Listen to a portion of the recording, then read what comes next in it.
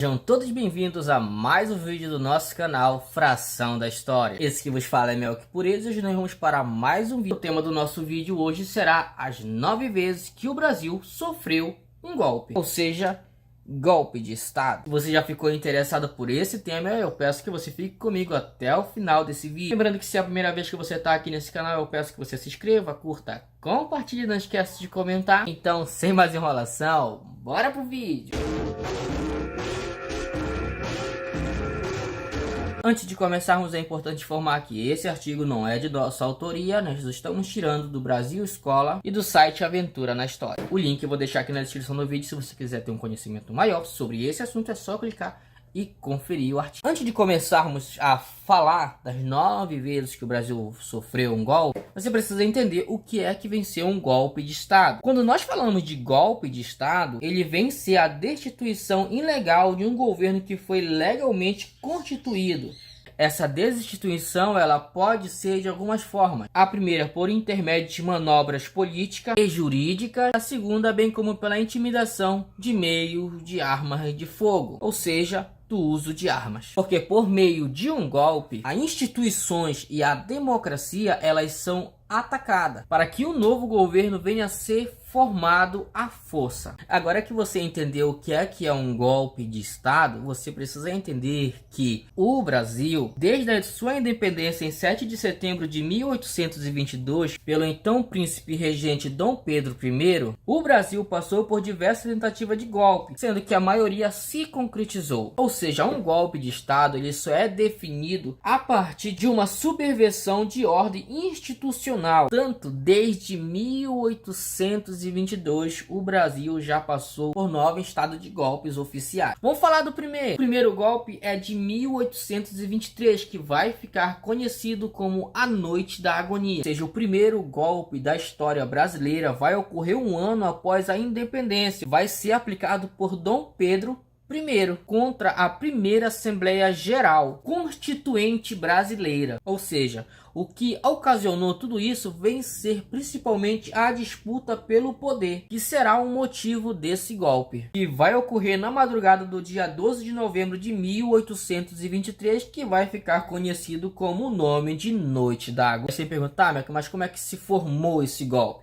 Bom, esse golpe ele vai ter a participação da ajuda militar. O imperador vai mandar invadir o prédio da Assembleia Geral Constituinte Brasileira e muitos dos deputados foram presos e posteriormente exilados. Esse será o primeiro golpe que vai acontecer no Brasil, como nós falamos, conhecido como a Noite da Agonia. O segundo golpe vai ficar conhecido como o golpe da maioridade. Esse aqui a gente já viu no canal, né, falando sobre o golpe da maioridade, que vai acontecer em 1840. Como é que ocorreu o golpe da maioridade, para você que perdeu o vídeo? De uma forma resumida, o golpe da maioridade vai ocorrer no período regencial, ou seja, 23 de junho de 1840, que vai ser marcado por intensa disputa política, porque na época Dom Pedro II ele era menor de idade e não podia assumir o seu mandato. Mas no auge do conflito entre liberais e conservadores, o clube maiorista vai propor que Dom Pedro II, com apenas 15 anos de idade, mesmo sendo inconstitucional, passou a ser imperador do Brasil em 23 de julho de 1840, que vai ficar conhecido como o golpe da maioridade. Se você voltar a alguns vídeos, você vai ver que a gente fala um pouquinho mais detalhado a respeito sobre o golpe da maioridade. E vamos ter o terceiro golpe, que provavelmente você já deve conhecer, que vai ficar conhecido como a Proclamação da República, que vai acontecer em 1889. Como é que aconteceu o golpe da Proclamação da República? O golpe da Proclamação da República, alguns historiadores acreditam que vai ser um golpe militar, que vai colocar o fim do regime monárquico, ou seja, líderes do movimento republicano, insatisfeito com o governo de Dom Pedro II, vão convencer o líder militar Marechal Deodoro da Fonseca a reunir o exército e derrubar o Ministério de Ouro Preto, que vai ocorrer em 5 de outubro de 1889. Alguns historiadores afirmam que esse ato foi institucional e foi assim que chegou ao fim do período monárquico no Brasil. 5 de novembro de 1889, conhecido como a Proclamação da república. E o quarto golpe que vai acontecer no Brasil vai acontecer em 1841, que vai ficar conhecido como estado de sítio, que foi que aconteceu. Com o golpe de 1889, quem vai assumir vai ser Marechal Deodoro da Fonseca. Ele foi eleito indiretamente como presidente do Brasil e, em segundo lugar, Floriano Peixoto como seu vice. Com o objetivo de combater a oposição, Deodoro da Fonseca vai dissolver o Congresso Nacional e, por fim, vai declarar um estado de sítio no Brasil. E além de autorizar que o exército cercasse tanto a Câmara quanto o Senado.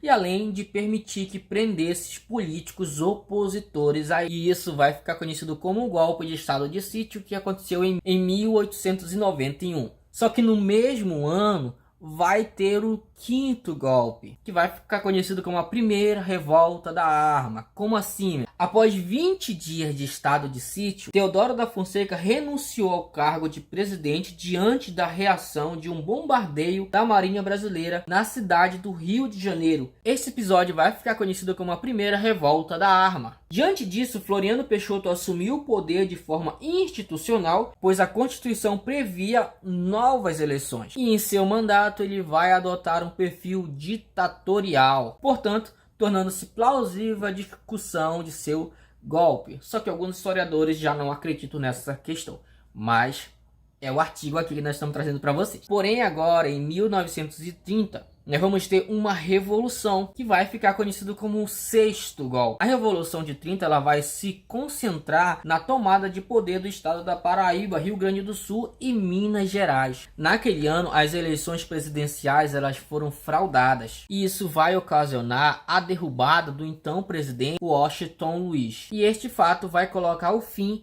da República Velha. Então ficou conhecido como um golpe porque as eleições foram fraudadas. Então teve todo esse auê, por isso é considerado como um golpe da Revolução de 1930. Porém, em 1937, teremos outro golpe, que vai ficar conhecido como Estado Novo. Ou seja, após ser eleito indiretamente, Getúlio Vargas vai sofrer bastante com a oposição. Portanto, o capitão Olímpio Mourão Filho criou o Plano COE, que seria uma suposta ameaça comunista para garantir o golpe, que iria ocorrer dia 30 de setembro de 1937. Como assim? O Congresso Nacional aprovou o estado de guerra que suspendia os direitos constitucionais e permitiu que Vargas permanecesse no poder, que vai ficar conhecido como o golpe do Estado Novo. Porém, em 1945, nós vamos ter mais um golpe, porque em geral, os militares que apoiaram o golpe de 1947 vão ser os mesmos que vão derrubar Vargas em 1945. O golpe vai ocorrer após o presidente afastar João Alberto Lins de Barro e colocar o seu irmão Benjamin Vargas no lugar. Esse ato vai gerar muitas revoltas, em geral em Góes Monteiro, que irá mobilizar tropas no Distrito Federal. E para evitar uma guerra civil, Dutra vai propor que Vargas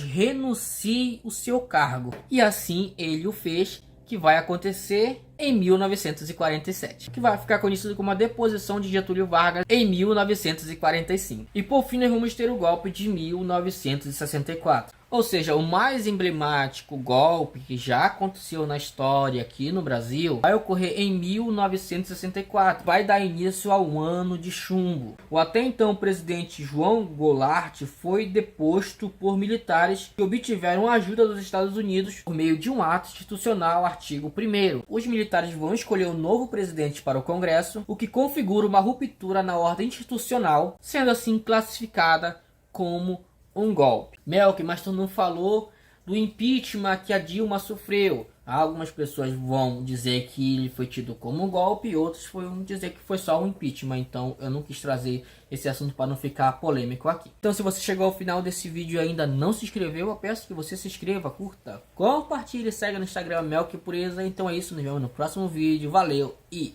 tchau!